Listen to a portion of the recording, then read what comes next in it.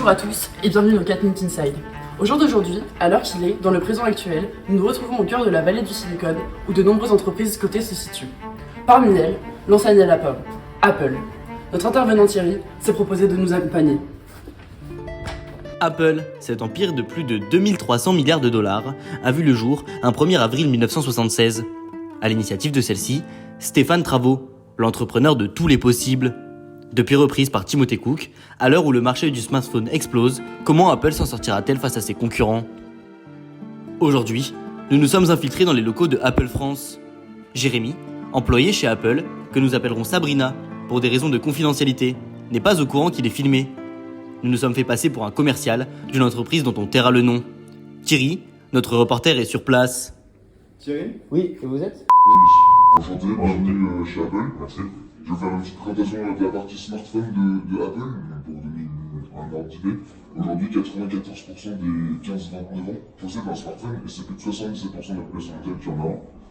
Donc, les produits Apple, c'est la simplicité, la singularité, et en même temps, c'est le luxe, quoi. Et aujourd'hui, si vous demandez à un inconnu de citer une marque de téléphone, vous connaissez déjà sa réponse. D'accord. Donc vous pensez toucher tout le monde et toutes les générations, mais vos smartphones, ils sont en quelque sorte en édition limitée et vous poussez à acheter les nouveaux produits, si je ne m'abuse. C'est ce qui crée la rareté de notre produit. Vous comprenez, notre stratégie, c'est qu'une famille qui rentre chez Apple doit rester chez Apple.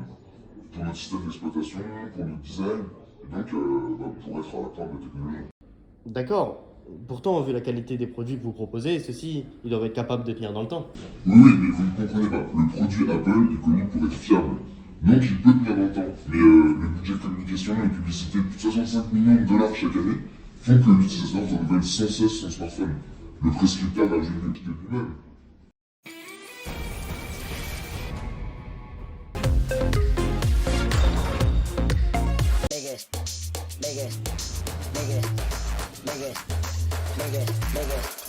This the biggest bounce of the summer.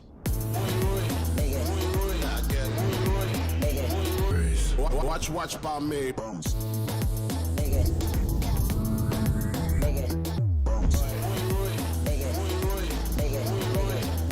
This the biggest bounce of the summer.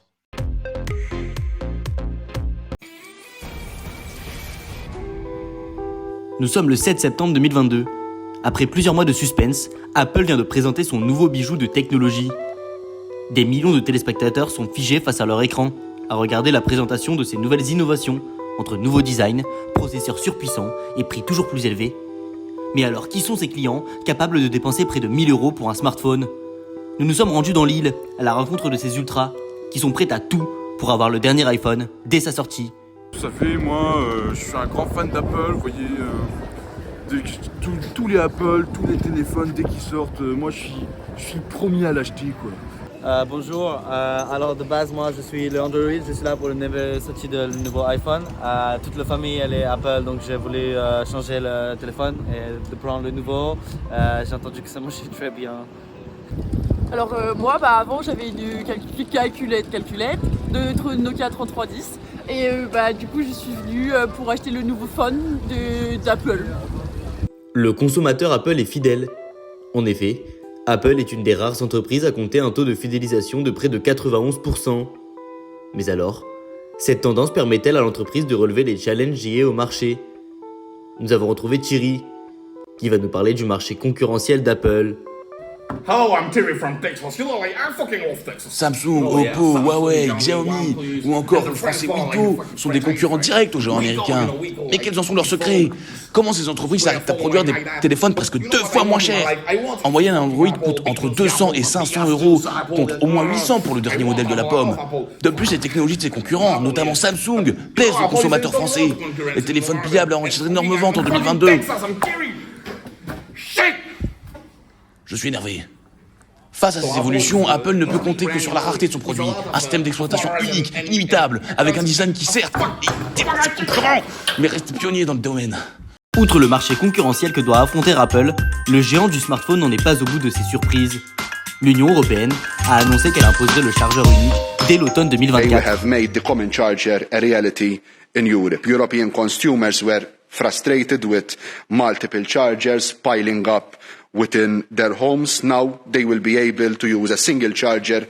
Malgré son opposition, la pomme n'a pas pu avoir le dernier mot. Mais alors, comment le comité juridique d'Apple nous répondra-t-il ? Merci beaucoup de nous recevoir chez vous. Comment cette loi a-t-elle été accueillie chez Apple et quelles sont vos solutions pour y répondre ? Oui, franchement, bien.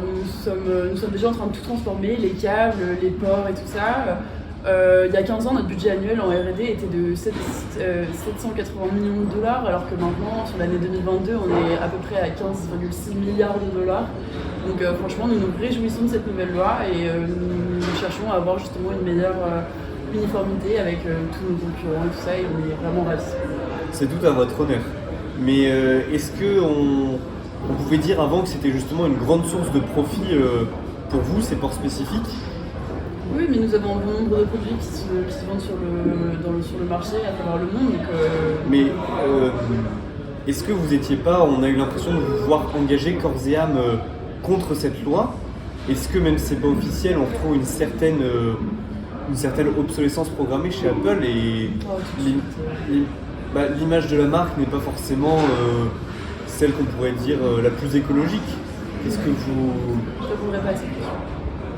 Et si on... Non, c'est bon, je vous ai dit, monsieur, je ne répondrai pas à cette question. Visiblement, cette question n'a pas plu à la juriste.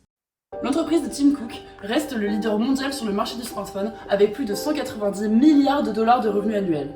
La vache à lait d'Apple représente 52% de son chiffre d'affaires. En effet, l'entreprise la plus cotée en bourse a su se diversifier, notamment avec la production de Mac, iPad, AirPods, accessoires et les services que le géant américain propose.